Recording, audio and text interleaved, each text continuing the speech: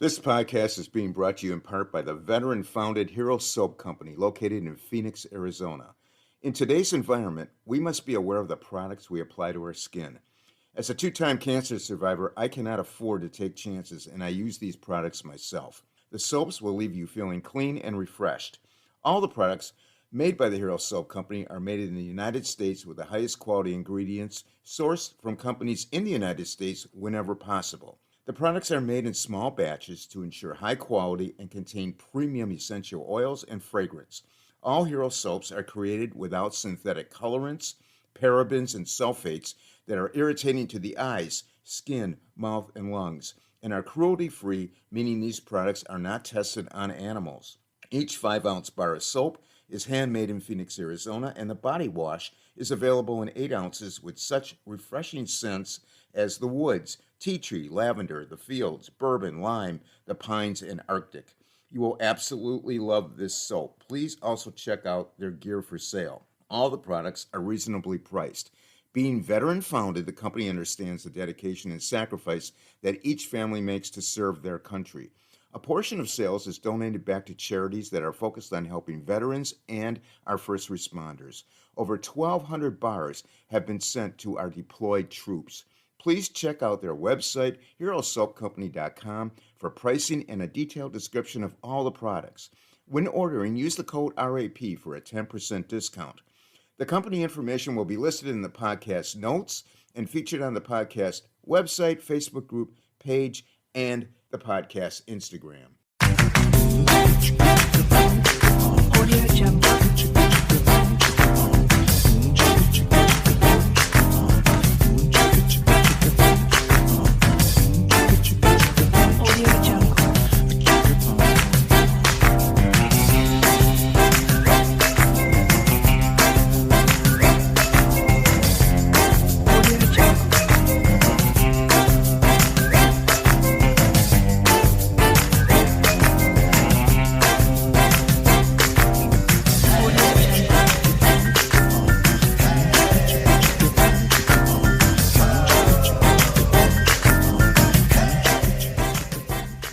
Welcome, everyone. It's a Wrap with Rap. I am your host, Ron Rappaport. Before we start, I would like to thank all our listeners, supporters, and sponsors that have helped to make this podcast so successful. The podcast is being heard in all 50 states, all provinces of Canada, and over 60 countries around the world. The podcast has been ranked by FeedSpot as one of the top 35 overcoming adversity podcasts on the web from thousands in that category, and is ranked by traffic, social media followers, and content freshness. Please visit our website, itsawrapwithrap.com, for all the episodes, to order logo merchandise, of which a portion of sales is donated to various charities, and other information regarding the podcast. This podcast features people who can overcome life's challenges and adversities, people who can inspire, motivate, and educate us on an assortment of topics. My guest today is Susan Gold. Susan was raised in a small rural town in central Pennsylvania as the middle child of 5 children. She faced trauma in a violent and chaotic household. Her brilliant astrophysicist father and equally ingenious mentally ill homemaking mother collide in dysfunction, creating 5 children in short succession, while covert and overt abuse is running rampant. Hurt and damaged children are raising more hurt and damaged children. Susan is the author of Toxic Family: Transforming Childhood Trauma into Adult Freedom. To fully thrive, Susan bravely chose to meet the demons of her upbringing that were continuing to repeat. Her book is about that journey. Professionally, Susan became known for attracting celebrity talent to projects in New York City, which led her to produce for television and film, and then on to Los Angeles. After living with force on both coasts of the United States, Susan needed an intuitive call for a quieter life and now resides in the northwest corner of Montana.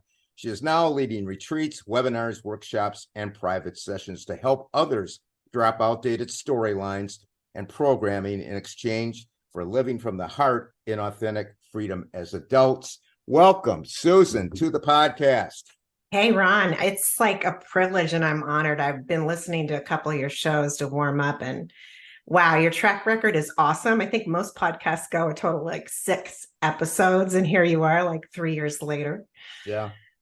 Yeah, Awesome. we're very proud, and I thank you very much for the kind words. Now, before we start, Susan, into your life and the challenges you overcame, you have had lived in the fast-paced lifestyle of New York City and Los Angeles. Tell us how you received the calling to move to Montana, and tell us about your lifestyle there and how that location has changed you as the pace of life slowed down around you. What made you choose Montana, and what makes it feel like home for you? Montana was not even on my bucket list, Ron. It's kind of bizarre, but here I am. I feel like I've been reassigned, if that's possible, by the universe. But when I lived in New York City, I had a cabin up in the Catskills, and I loved that retreat and the sanctuary of those beautiful rolling hills in comparison with the mountains here in Montana. But um, when I moved to LA, I didn't miss New York City so much, Ron, but I missed that little cabin in the woods. And I always thought of it. So LA, yeah, I didn't think that I would leave California at all. That sunny, gorgeous state. Yeah. And my son is finishing out college in 3 years rather than four there now. But that internal voice, that intuitive voice that we all have, and some of us are better at listening than others. It was Yeah. just whispering, it's time, it's time. So, quite honestly, I checked out West Virginia and Greenbrier County because I had done a junket for Fox there, and I just remembered it forever. It was so beautiful. I've been to And I Greenbrier. I've been to Greenbrier twice, and I have to tell you that is a gorgeous place. It is beautiful, right? Yeah, yeah. Yeah, I'm not surprised you were drawn there as well. Well, I really tried to feel it into happening in that county, and yeah, just something was missing. I didn't feel it fully in my heart, and it was going to take a lot to move me out of sunny SoCal, even though the signs were there. And I had a friend that lived in Northwest Montana, and she just encouraged me to come out. And we flew in over the Flathead, and it felt like, I don't know, Brigadoon, Camelot. It was magical. And though her little town wasn't the fit, I was drawn further northwest. I'm 4 miles from the Canadian border. I can walk to Wow. Canada. And this is living heaven on earth. I'm surrounded by mountains. It looks like the Nepali coastline of Kauai out the east side. This is actually a photo at looking out that east side window. In the rear, it looks like the Swiss Alps because I've got the Canadian Rockies Yeah. back there now. And in front, it looks like Tuscany. But the energy is just pristine. I didn't really understand, when people would talk about energies, I just thought, oh yeah, that's who, but it is just pristine and beautiful. And this environment is working on me and raising my vibration. I feel that I loved New York. I always wanted to live in New York, and I loved Los Angeles, but this is nirvana. Excellent. Excellent. I'm glad you found that area. So let's start at the beginning. You're raised in rural Pennsylvania. Could you describe growing up in your family system? It was chaotic. It was competitive. You never knew what was going to happen beyond the next door or what object might come flying past. We looked fantastic from the outside in, but from the inside out, it was bedlam. My father's a genius astrophysicist, and he still lives in the small town where I grew up. My mother was equally as genius, but her chance at higher education did not come. But what did come were 5 kids in very rapid, surefire succession. And she soothed through food. She soothed through overeating. Like her weight would swing 70 pounds up, 40 pounds down, 55 up, 35 down. And the way that was treated back then was through diet pills, which I didn't put together till my 20s, Ron. Diet pills are, or were then, speed. Yeah. And my dad, super fun, the big kid, the big Peter Pan. He had a little drinking issue. You would hear the bottle to the whiskey uncork at 7:30 a.m. and glug, glug, glug. And when he would come in the door at the end of his day, whenever that would be, you never knew. He always smelled like whiskey and Old Spice and Scope, mixed in. His face was usually pretty red. And so that was the platform. Those were the parents raising 5 kids. That's pretty rough. There was no even platform. Yeah. So how as children did you cope with the family dysfunction, and how did the coping mechanism differ from the other siblings? How did you guys, were you in sync, or did everybody just kind of do their own thing to cope? How did that work? So it was dog eat dog mixed with supportiveness. It was just black and white as can be. And now as adults, we each have very different experiences and storylines on growing up in that household. My oldest brother is mostly blacked out. It's mostly amnesia around his experience. My sister feels like she had a very privileged, upbringing. I had a mantra. I wanted to get out of there as soon as I could. And I did. I left the morning after I graduated from high school. I didn't go back very often. I mean, we're supportive of each other, but it was blistering hell. I used to go out in the backyard and talk to the angels, ask them to lift me up on the clouds and get me out. I used to dream like I'd watch Barbara Walters on my beanbag chair in my basement on my belly. And I wanted to go to New York City and be like her. Yeah. Now, were some of the siblings stronger than others? Was there a weak link and a strong link? We all played our roles. I see my oldest brother as hero. And my sister was, the perfect child. I was a bit of lost child and peacemaker. My next to youngest brother's definitely lost child. And my baby brother, there was nothing left for him. Honestly, Ron, nothing left. He spent a lot of time on his own. Now, were there any takeaways from dealing with that family dynamic that was positive in any way? Did it help you become who you are today? From that trauma, how did you create transformation? There are so many positives from growing up in that home. I'm very independent. I take risk. I'm not afraid to embrace life and take tumbles, stand up and dust myself off. Those are some of the pluses. I think there's also a lot of drawbacks. I came away with a very damaged self-esteem, very low self-worth, very dependent from the outside in rather than the inside out for approval. So, and I also, in my early 20s, that's when the red flags came up. I was repeating behaviors I saw demonstrated in my home. I was lying when it would be just as easy to tell the truth. I took a slug from the wine jug to ask for a raise at work. And I was like, yeah, I know something's wrong with that. I started to black out when drinking and surrounding myself with fair weather friends. So I knew there was an issue and I had to address my own alcoholism. I got sober at 25 and I've been sober ever since. Awesome. Knock wood. And that was the first necessary brick in my stable platform as an adult to create. I needed that to walk the road that was to come.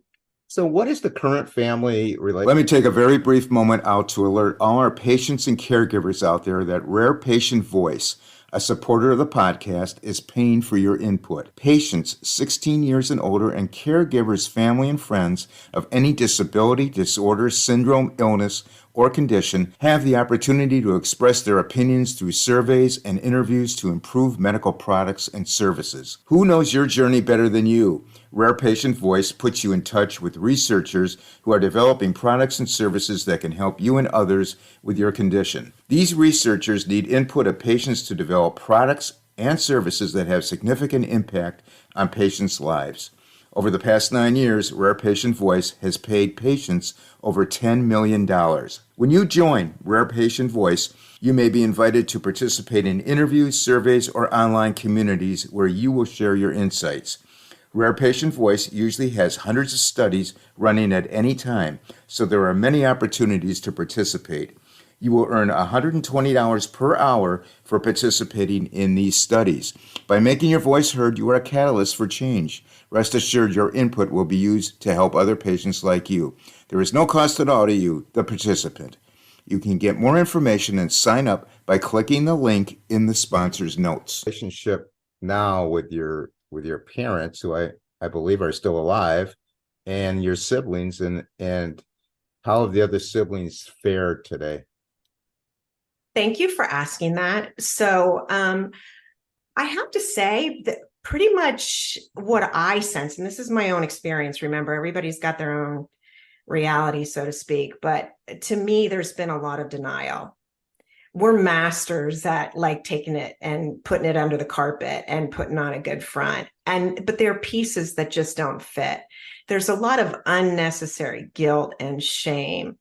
There's a lot of amnesia. There's a lot of dysfunction amongst my siblings, and certainly amongst my dad. My mom passed away. Oh, I'm sorry. Yeah, she passed away like 4 or 5 years ago now. We were very telepathically connected. I didn't understand it until once she was gone, because, I was living in California. She was living in Ohio. And I would always have this communication back and forth with her with no cell phone, with no email. And I didn't really understand that either until she was on the other side herself. So, yeah. But there's a lot of love between us. And I think that's a little unique. I mean, there was abuse slathered in every crevice and cranny. I worked for 2 years in a group on the abuse between my oldest brother and myself. And I did confront him in my 20s. And his response was, well, that didn't happen. But if it did happen, here's why it happened. And so he read the book, much to his credit. I didn't write this book by committee. This was a very difficult thing to do, especially publishing under the title that it's published. The title is Toxic Family. Right. Transforming Childhood Trauma into Adult Freedom. And that's a Jerry Springer title, in my opinion. My title was Magical Illumination, Transforming Childhood Trauma into Adult Freedom, because that's what I feel it's been. And that's a very unique perspective. But my publisher's like, yeah, no, there's nothing magically illuminating about this story. This is about a toxic family. And Ron, actually, what I've come to understand is one of my roles here, one of my missions, I think the whole purpose of my life is to bring a taboo topic forward, to have conversation on something that's quite difficult. And not only quite difficult, but quite common. Well, there you go. And I think there's much toxicity in our bloodlines, in our family lineage, that goes unspoken. And it's not addressed. And then we have all sorts of issues, mental illness and physical illness and right. all kinds of depravities as a result of, just not being honest. So I've been able to really come at it from a place of love and to see these challenges. Now, the chaotic childhood you went through obviously affected you as you got older. What were some of the red flags you faced in early adulthood? Well, definitely I taking that slug from the wine jug was the biggest, and then getting sober. And then I had a very abusive relationship that I couldn't unglue myself from. And it was just like what I saw between my parents. So that was a big red flag. And then ultimately, I think I was 29. I had my own business. I was negotiating these really big talent deals for this big corporate event down in Texas. And I was the middle person. I was the middle in between two other parties. And when I was 7, my parents were screaming bloody murder outside my door. It was probably 11:30 at night, and it woke me up. And I heard my mother pleading for her life. So I rolled out of bed. I open the door, and there I see my dad with both hands over his head and a shiny object in them, and my mother sobbing, kneeling, pleading for her life. And I stopped and I screamed as loudly as I could, "Stop." And everything went brown and I just blacked out. So this trauma was replicated in this business deal times 10. And I found myself in a suicidal depression. And I was really fortunate that I had friends and support around me, and they saw what was happening and they got me into a treatment center. There I was, like 4.5 years clean. I'd never been to rehab before. And I was going for codependency treatment. And I was treated for clinical depression there. And I learned what clinical depression was. I've had issues with suicidal thoughts. I've never had an attempt. The first one when I was 6, I was in front of the kitchen cabinets that had all the cutlery and pots and pans, and I took one of the knives out of the carving block and I looked at the blade and I thought, if I could just put this through my little heart right now, all this would be over. And then I heard my mom, screaming from the hallway, and I slammed it back and put it together. I was very sort of empathic, intuitive, telepathic, knowing. I knew I didn't belong where I was, or I felt like I didn't belong where I was. You must have been in a lot of pain. I was in a lot of pain, for Yeah. sure. A lot of pain. Yeah. Please describe to us how you turn those challenges into positives. Okay, so this has been a process, because a lot of this has been a nasty trudge, including waking up to narcissistic abuse as well. But I have come to the understanding that this has all been with purpose. I believe that I came in with a plan, with a life plan. It's sort of sketched out, experiences I wanted to have and what I wanted to overcome. And I feel this has all been the perfect roadmap to get to the place where I wanted to be now. Now I feel freedom because I've walked through what I have walked through with an open and loving heart. And I've been willing to ask for and receive help. And I've taken suggestions, and it's actually kept me alive.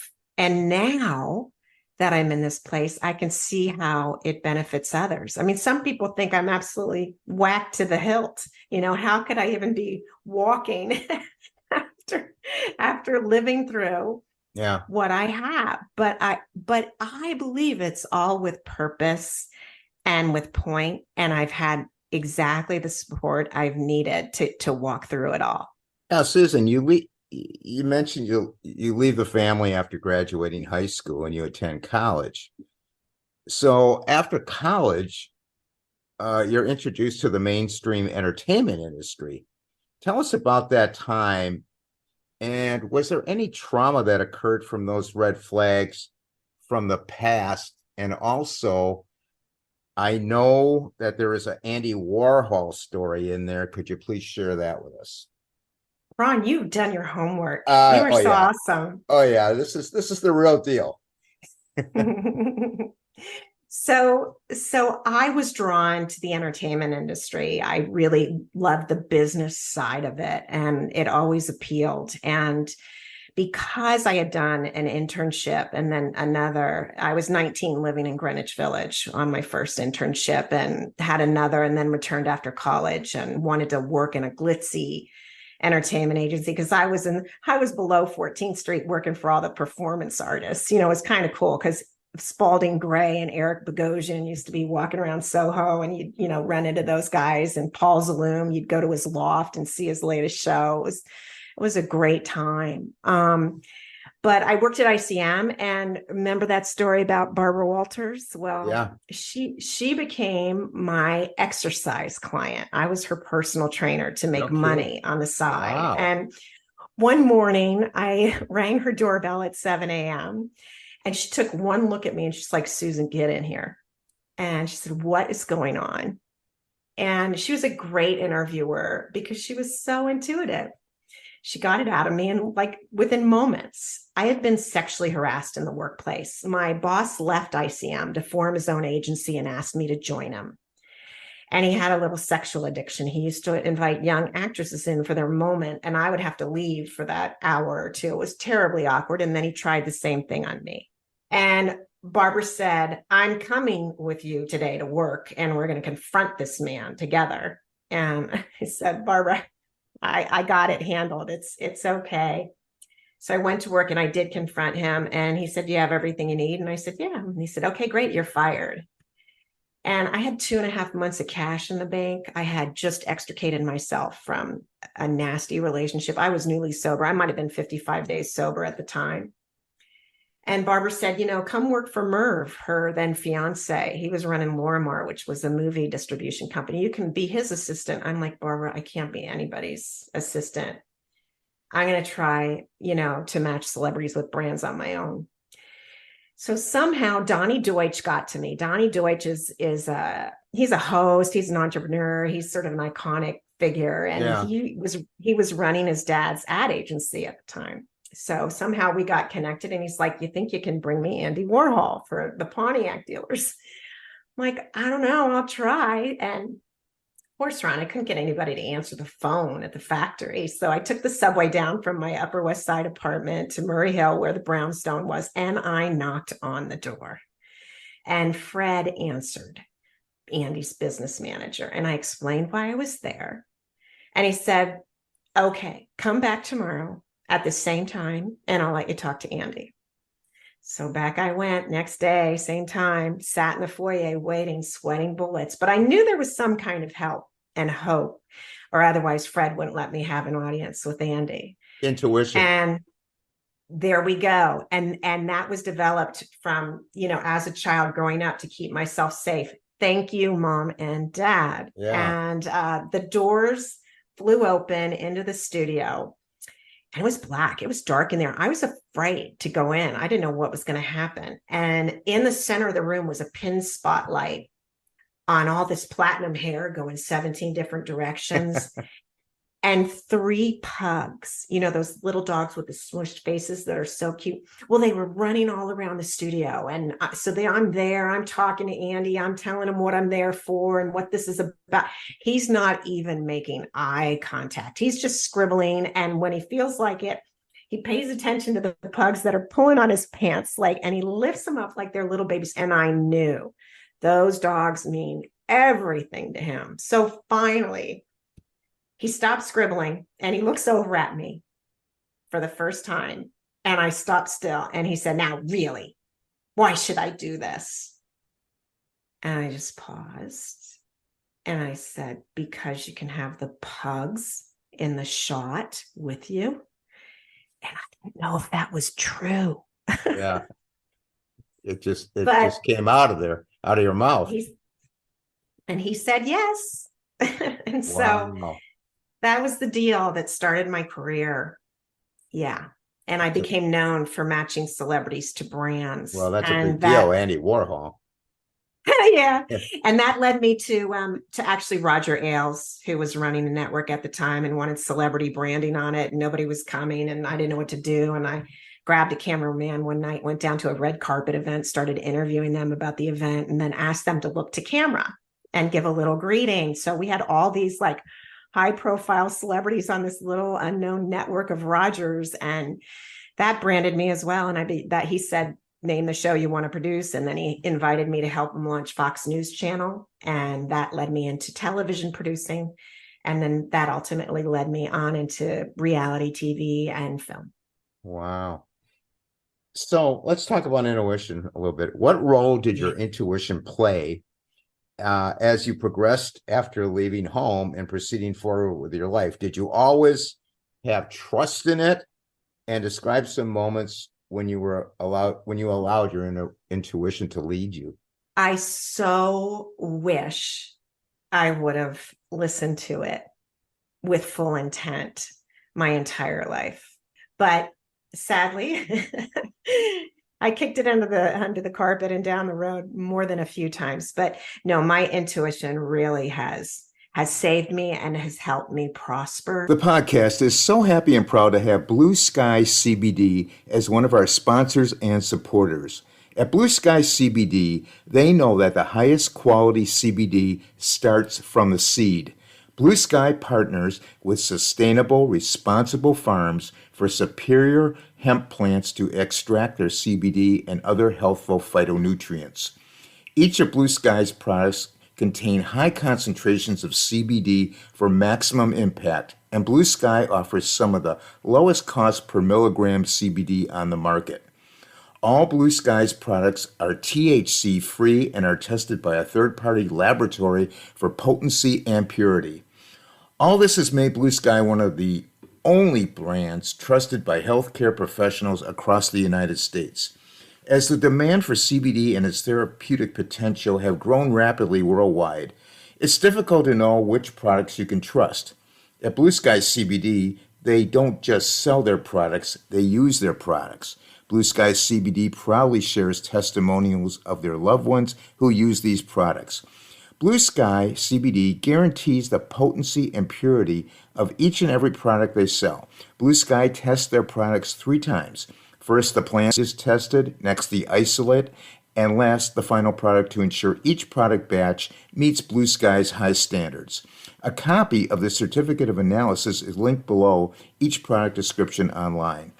The Blue Sky CBD website contains client testimonials, including a case study for each testimonial from people just like you regarding people dealing with severe anxiety and insomnia, high blood pressure, pain management, headache, rheumatoid arthritis and spondylitis, and endocrine balance. Blue Sky even makes the product Pet Love for our canine and feline family members. There is some confusion between medical marijuana, CBDs that contain THC, and the THC-free hemp CBDs within states. Blue Sky CBD uses CBD derived from hemp that is THC-free, which is drug-free and can be sold everywhere legally. Blue Sky CBD wants you to feel confident with your purchase and offers you excellent customer service. If you are not satisfied with their products, you may request a refund of the full purchase price within 30 days of the product received date. When ordering, please use the podcast link to receive 20% off your initial purchase. The link and website information will be listed in the podcast notes. It has helped me stand up and take risks that I would not otherwise take. And I think the most profound moment of intuition, the most forceful, and the one that I absolutely could not deny, Ron, even though I was successful, I was strong, I was capable. Like friends would look at me going, yeah, you're so amazing. You got nothing to worry about. And I was so dependent on a man's approval of me that let's just say I did not pick from the highest hanging fruit. I went for the low balls. And I ended up in a marriage where it was not equitable. Let's just put it that way. And I wanted to save that marriage, even though I knew the expiration date was well past due. So my husband and I agreed, we went to mediation and we're going to hammer out this postnuptial agreement that was going to add a little integrity into the coupleship. And we got to the last point and his eyes went into those cold, dark slits and he folded his arms and he said, I'm hiring an attorney and I'm filing for a divorce. And my intuitive voice was so crystal clear and so strong. I couldn't deny it. It came over my right shoulder and through my body. And it said, this is the universe doing for you what you cannot do for yourself. And it stuck with me. I knew there was no backing out. There was no caving. I was going to walk through this experience and I was going to be the better for it. And that's been my perfect storm. Well, it was happening for you. It was all happening for you. Yeah. Absolutely. And I can go back to every circumstance and every predator and every betrayal and every challenge and every moment where it looked dark and gloomy. And boom, that was the experience I needed to project me forward and see a new light. And that's why I call my ex-husband my greatest guru. He taught me my power. He taught me my authentic power. Sure did. Tell us how you feel, how you view or feel about your parents now. Is there bitterness, hatred? Is there empathy? Is there love? It's empathy and it's love. Ron, my mother comes from a horribly abused place, and her father was beaten almost to the point of death by a cruel stepmother. This goes back into the lineage. My father's father was a big baby. He was baby Huey incarnate. He didn't really want to have kids, and there was nothing my father could do to make that man happy. And he had a shelve history and music, for physics and science to be, safe and okay. And his mom covered, and he didn't have a chance, so Yeah. hurt and abused children raising hurt and abused children. And we are all here for a reason. They are brave to take on the roles they have. My oldest brother is brave for the role he played with me. And I'm profoundly grateful to all of them for what they walked through themselves. What's the one spiritual truth you had thrust upon you? Okay, so this is that spiritual axiom, you point one finger out and three fingers come back at you.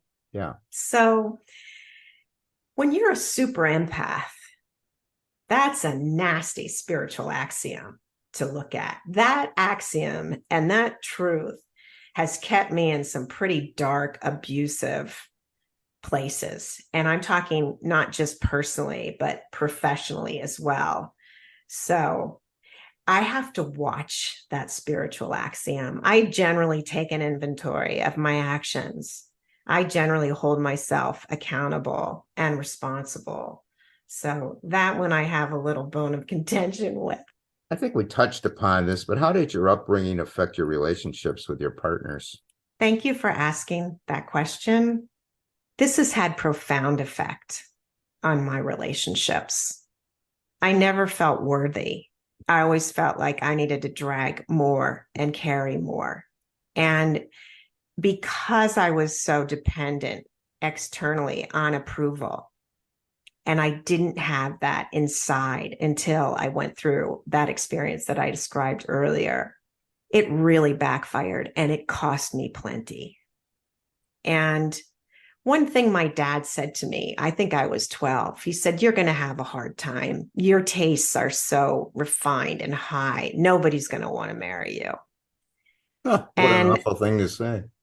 That really cut through my heart. And I did carry the weight in most of my relationships. And I don't think that I attracted what I may have attracted otherwise if I had a different platform. But who knows? This was what I was to experience again and come through. And I've been able to help others as a result. So that's worth it all, right, Ron? Absolutely. Absolutely. Let's talk about your book, Toxic Family. What was the catalyst that made you write it? Did something inspire you? And how did your family receive it?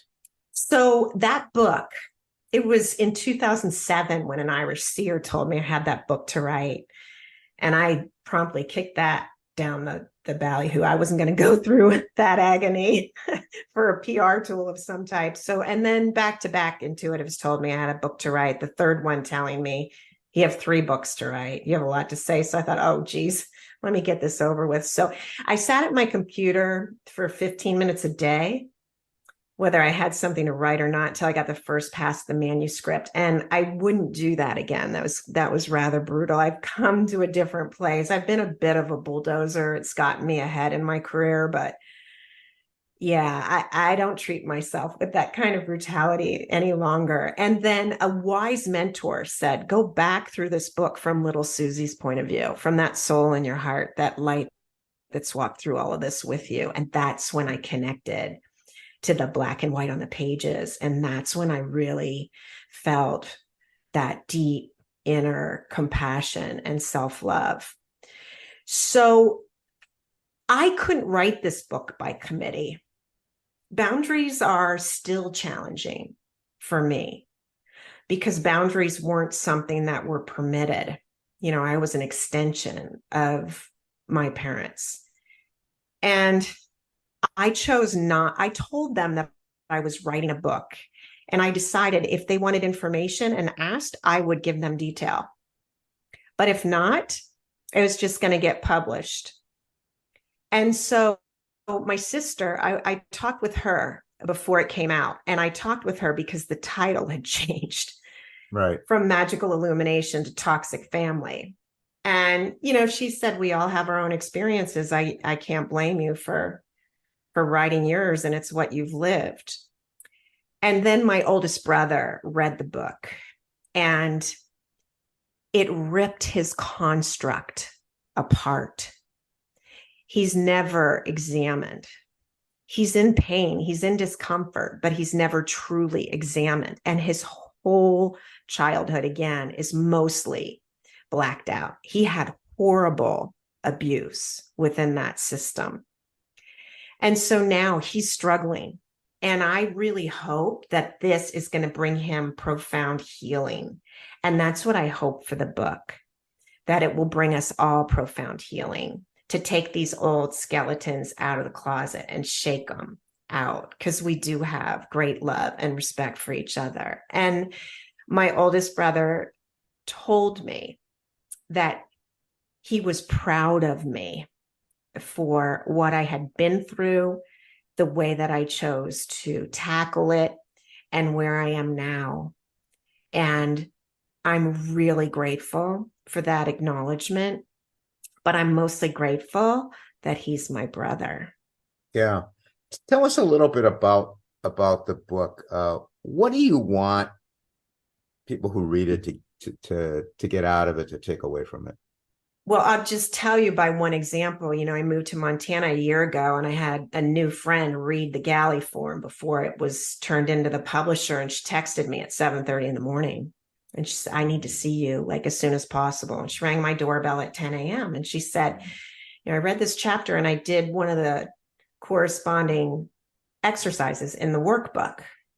And she said, I sat down on my meditation cushion and I just had a total download. Everything fit into place that has not fit before in years of therapy and digging. And she was truly profoundly grateful. That's what I'm hoping for the book. And I was hoping if it would just impact one person like that, it would be enough and worth the journey. So the book has a workbook in the appendix. Could you share an exercise now that might help our listeners? Yeah, sure. It's a really simple one, which is, why I like it so much. So you either take your right or your left hand, it doesn't matter. Okay. And you take a deep breath in. Yeah. And sort of, ground yourself through your breath, right? So you can sort of feel your body. And then you either say out loud or to yourself, whatever you're comfortable with, I'm okay. And just that simple acknowledgement of I'm okay. It just totally grounds me and centers me and takes me off that rat wheel, that hamster wheel that I love to run on, love to get on it and fix it all and control it all. But this thing takes me right off there. And it's so simple. That sounds great. Now, how has your life changed today versus, say, 10 years ago? Are you authentically happy now? I always had a layer of saran wrap around me. I would smile when I really didn't want to. My dad took me to an audition for this little Miss pageant that I ended up being in. And the guy that ran it had a big smile the whole hour through, and then like as soon as he was done, boom, that smile went off. And I remember my dad teaching me about that and what that was. And that's actually how I walked through my life for a long time. And I didn't quite understand why I could. people really thought like I was really their friend and engaged. And I would engage and I was empathic and I could pick up their emotion and I could sense it and I could acknowledge them and they felt seen, but I felt like I was still around this saran wrap. And once I went through the experience I did with my ex-husband and really felt that authentic respect and love for myself, I don't have that saran wrap anymore. I don't need it. Great. So you're authentically happy now. I am. Good. That's great. So tell us about your counseling service. I know you have one. What's going on with that? Yeah. So that word's kind of a funny one. I don't have letters behind my name, but I certainly have the experience. And Yes, you do. Forget the letters. You got the experience. I want to talk to somebody who's been through it. I don't care about the letters. yeah, I've definitely been through it. So listen, I love to hear people's stories and I let people talk and they are heard and they are acknowledged. And then I share, what's helped me and hopefully it helps them. And it does. And if they feel moved, we work together, one-on-one. It's all organic. I don't sell anything. I can't stand this digital cacophony stuff, Ron. You're getting emails in every week from your new best friend and come to their free webinar and you'll get their $5,000 workshop for $289. What's happening? So people are finding me organically and we're working with each other in a very organic, authentic way. And it's mostly hearing them and then sharing experience and leading them to their own insights, which are profound. And then I push them elsewhere. If I think somebody else has a better system or format, I'm really open. So you're like an intake and then perhaps an outtake. It can be. Yeah. What would you say to people listening to this, to others that are in similar circumstances that you were in, carrying a lot of baggage? What would you tell them? Well, first, don't quit before the miracle, for sure. And as Liza Minnelli used to say, there's always somebody else struggling even more than you are. If you just look around, but awareness comes first. You have to realize where you are, and then you have to accept where you are to even be able to come to the point where you can take action and just be kind to yourself. This earth is a rough place. Let's just call a spade a spade. Yeah. So be gentle. How can people contact you if they want to get a hold of you? Just go to SusanGold.us. Everything is there. SusanGold.us. So SusanGold.us. Okay, got it. We'll put that in the podcast notes. I want to thank you, Susan, for being on the podcast and sharing your story and your work with us. And I wish you good fortune going forward and all the best. And it was just great talking to you. Thank you so much for being on the podcast. Ron, thank you for all your research, for all your time, for your finances, for your genius, your intellect, mostly for your heart. I appreciate all you're putting out. Thank you. Thank you so much. Comments and suggestions for the podcast, you can email me at itsawrapwithrap@gmail.com. We have a Facebook group and just Facebook page. It's a Wrap with Rap. We're on Instagram. It's a Wrap with Rap podcast. We are on Twitter at Rapper, WRAPPER 130. Our website is itsawrapwithrap.com, and all the episodes are on YouTube. It's a Wrap with Rap, the podcast uncut, and all the episodes are on the website as well. Thanks everyone for listening. Please stay safe. And for now, it's a wrap.